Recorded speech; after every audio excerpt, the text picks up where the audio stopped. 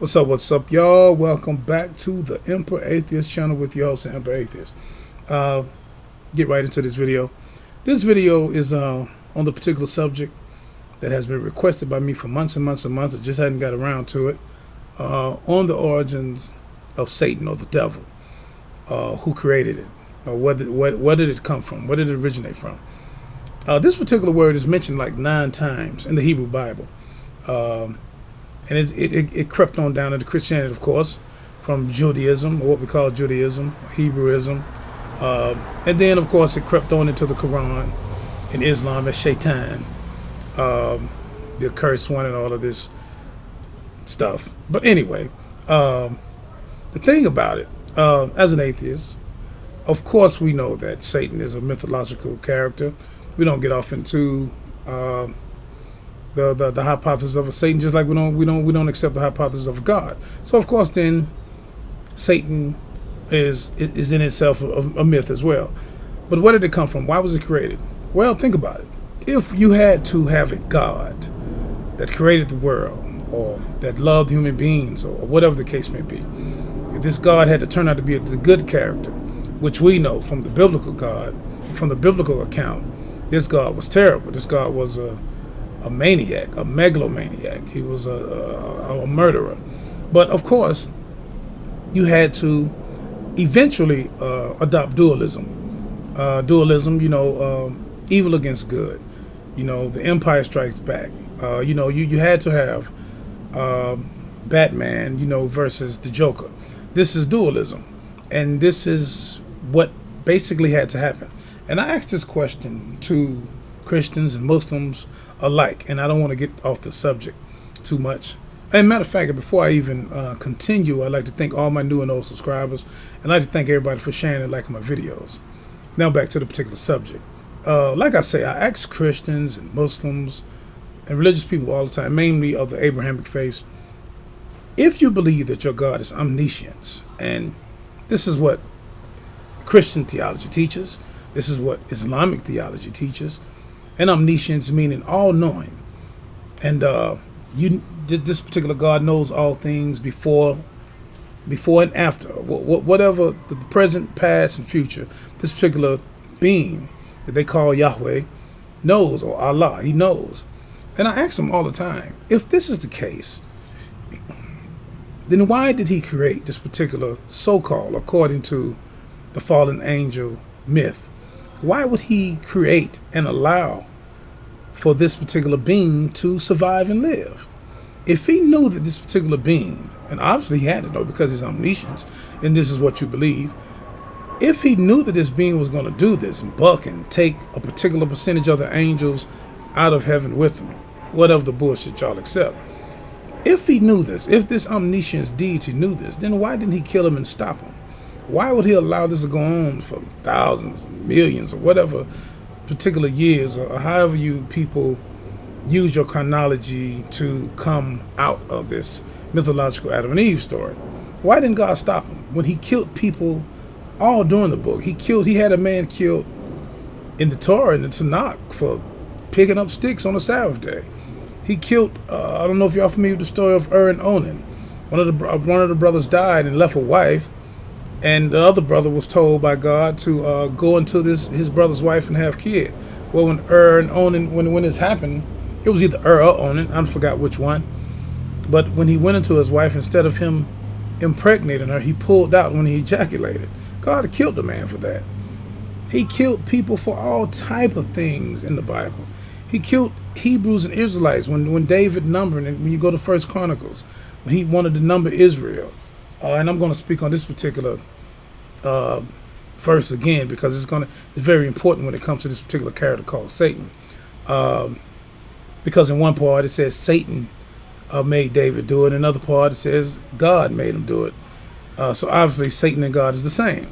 But anyway, and I'm going to get back to that again because it's very important as far as dealing with this subject of the origins of Satan and how Satan crept into the theology of Hebrewism or Judaism and Christianity and so forth. So in understanding the biblical narrative of this Satan and understanding whatever we think we understand about the omniscience of this creator God, this God had pre-knowledge or foreknowledge of what this particular character was going to do. So why didn't he stop him? And before I really get off into that, because that's just a common sense thing or rational position to take on it. I mean, it doesn't make sense, but it's going to explain the dualism and why did it happen. Basically, around about 300 BC is basically when this Satan became an enemy of this particular God of the Bible. Before that, it was not known. This particular God was not known to basically have an enemy. And you look at verses like Isaiah 45:7, when it is stated that, say, I am the Lord who created the light. I also create evil. I also create everything. Basically, this verse is saying I create everything. Say, anything that is done, say, I, the Lord, do this. This particular verse is basically saying that good and evil, sunlight, whatever, is all done by the powers of this particular God. Therefore, this particular verse within itself, Isaiah 45:7, basically negates the existence of the purpose of even having a being called Satan. There's no purpose for Satan if this God of the Bible is in control of evil and everything. This means that this God created this particular angel that already knew he was going to buck and take some angels with him. And basically this God is saying from the book of Isaiah 45:7 that he's in control of what Satan does too. So now, if this doesn't tell you that your God is a fucking retard, I don't know what else to say to you people. I mean, that there's no help that I can give you or that no one can give you if you can't understand this. But this is the historical point I want to make. Obviously, the author of Isaiah, during this time, it wasn't really a known theological cornerstone that this particular Satan was actually an enemy of this particular God. And I'm going to explain this why. You know, when you first go to the first couple of chapters of Genesis and you talk about the Adam and Eve story, you talk about the serpent. In actuality, this serpent is never really described as Satan. Now, when you get later on into the New Testament, which is hundreds of years later, written by, we don't know who it was written by. You go to Revelation 12:9, it tries to tie in that the devil, Satan, and this particular serpent is the same. But we know through the historical studies that they're not the same. They're totally different. Because nowhere in the Tanakh or the Torah is this particular serpent of the garden is ever described as Satan. Satan coming from the Hebrew word meaning the accuser, one who accuses. Is mentioned 9 times in the Torah, and most of the times it's mentioned, it has the definite article, the Hebrew definite article, ha. It's basically ha-shetan, which means the accuser. So it's not particularly a name of a particular being, but it's the title. And this is what a lot of people must understand. It is a particular title, not the particular name of some type of mythological being. But where did it come from? When you go back and you study Zoroastrianism and the scripts or the holy text for Zoroastrianism, which is the Zen Avesta, you'll see that the dualism effect. And matter of fact, I'm going to put these links like I always do. I always put these links in my videos to show my references. When you actually study the Zen Avesta and you see their God, which is the Zen Avesta, which was the religion of Zoroastrianism, who the character was Zoroaster, you see that Ahura Mazda was the main god of this particular religion, and the devil, or what we would call the lie, would be called Ahura. And you can easily see the connections between the Satan of the Hebrew Bible and Ahura of the Zen Avesta of Zoroastrianism. And there's so many other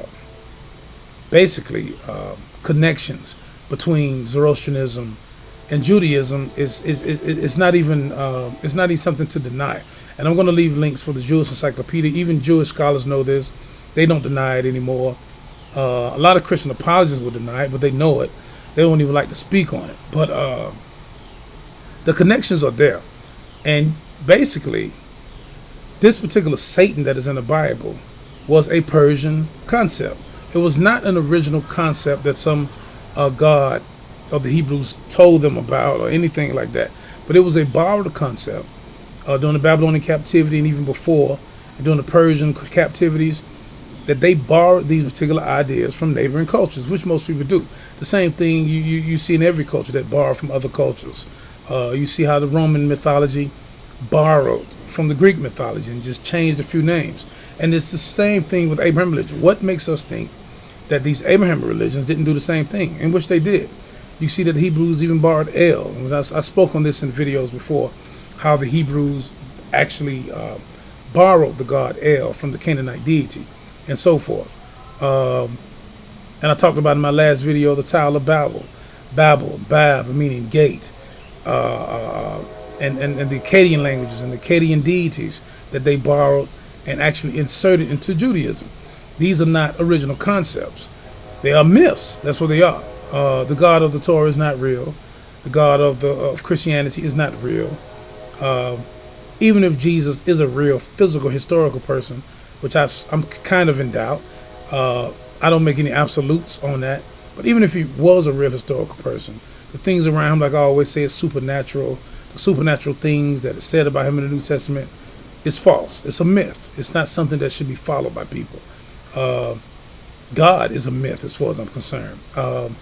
It's just no reason to believe in a God. But when you go to the Jewish Encyclopedia basically tells the truth about the matter of Satan and how it was borrowed from Persian concepts. How a lot of things inside of Judaism, for ceremonies, even the concept of sacrifice, all the way down to the New Testament, was basically borrowed from Persian ideas and Zoroastrianism. The Book of Enoch, which is based on my birth name, my real name is Enoch. The Book of Enoch, birth 1 and 2, and the reason my name is Enoch because my father was a pastor and he had an insatiable thing about the character Enoch. But the Book of Enoch 1 and the Book of Enoch 2 basically mentions a character called Santiel or Satariel, which is basically this being that's supposed to have been bad or evil, which we know we can correlate this Santiel with all the rest of the angels that we know through the myth. Michael all had the last name of El, or Uriel, or Raphael.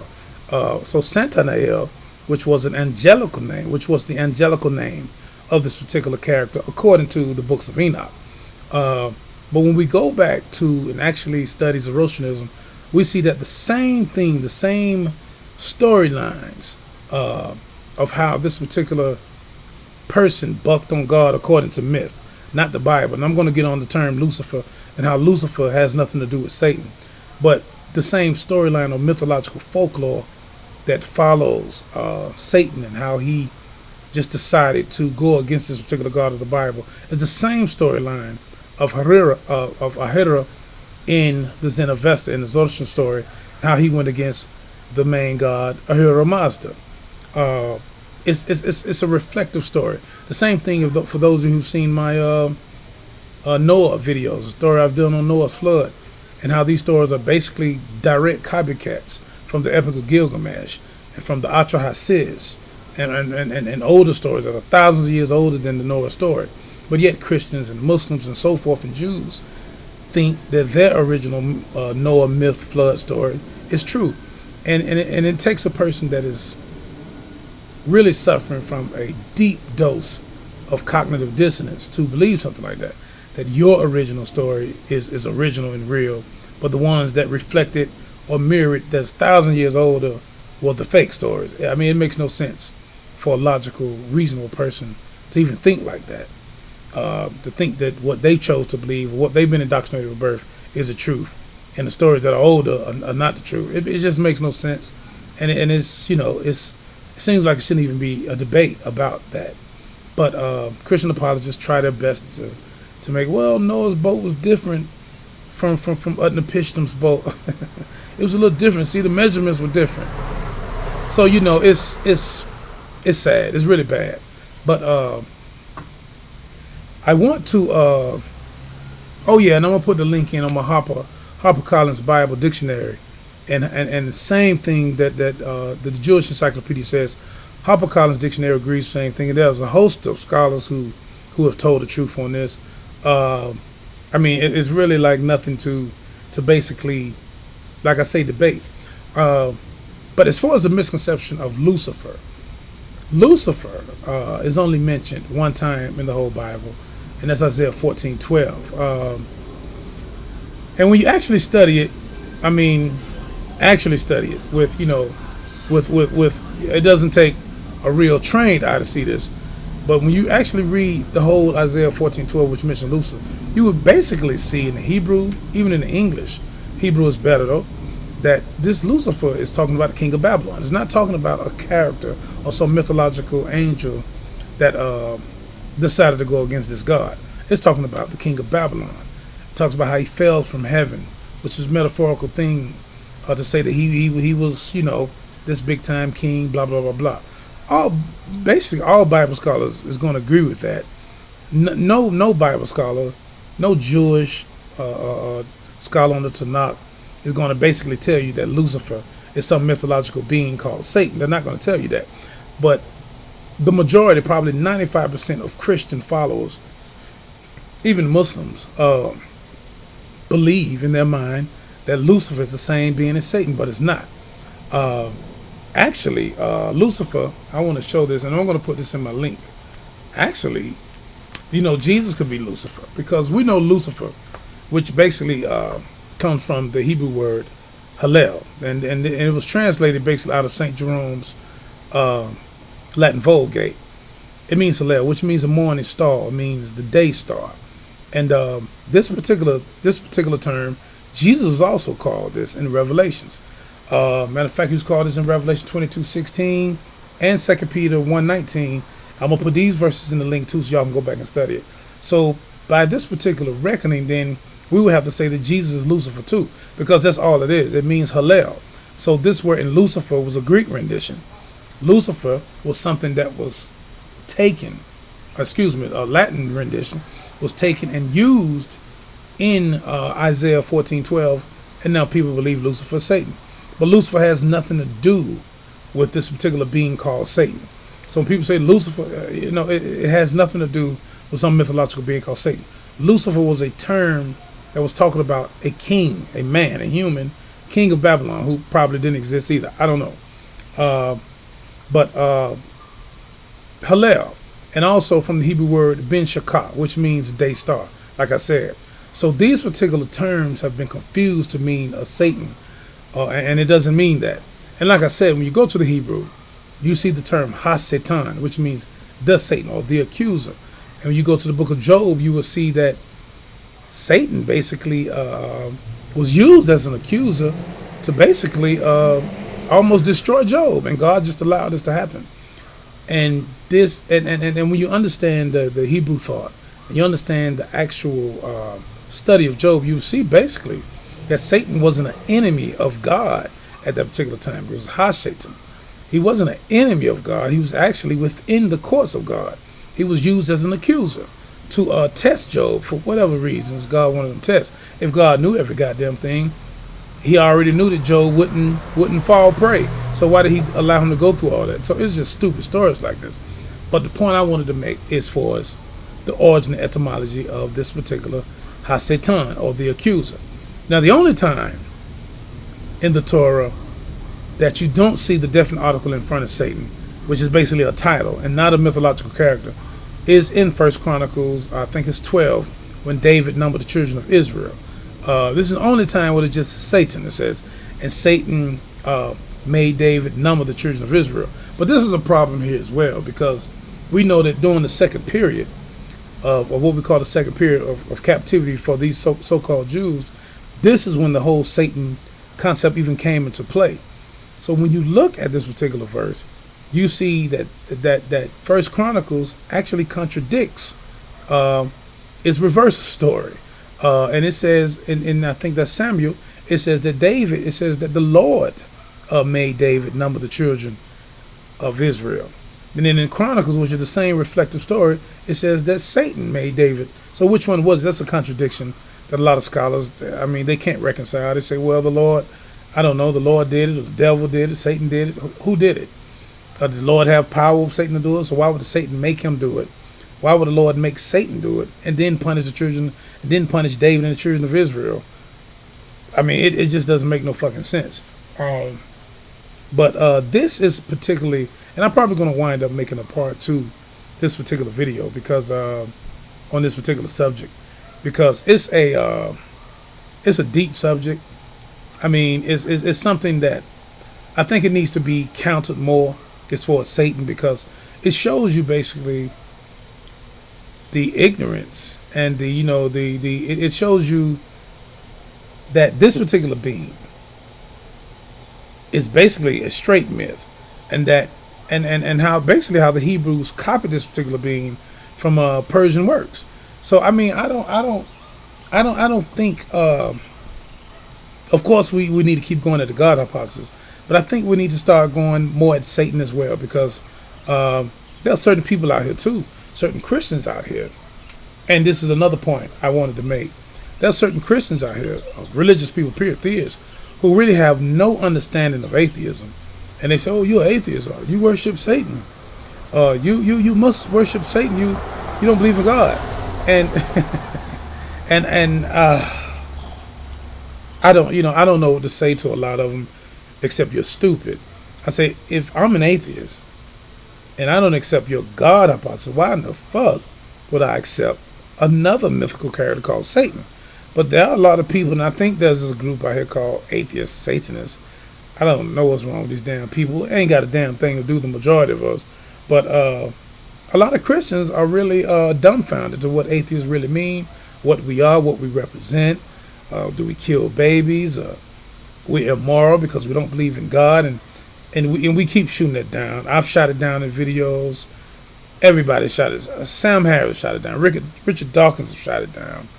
I mean, everybody has killed that. Christopher Hitchens, everybody has shot that stupid shit down. It makes no sense. I mean, come on. I mean, it makes no sense for people to say, well, if you don't believe in God, you must be immoral. Well, that's not true. I think theists are the most immoral people on earth, and the Bible is the most immoral book ever written, honestly. But this is what I'm going to do. I'm going to put all my notes in the bottom to show how this particular Satan was created, how the myth crept into, I don't say crept, how it basically was stolen from these ancient Jews and put into their own theology, which by the time it got to the Christian New Testament, then it was already thought out, and you see the New Testament writers, they even set up a meeting with Satan and Jesus and all of this shit, and Satan offered them all of the world and all this dumb shit.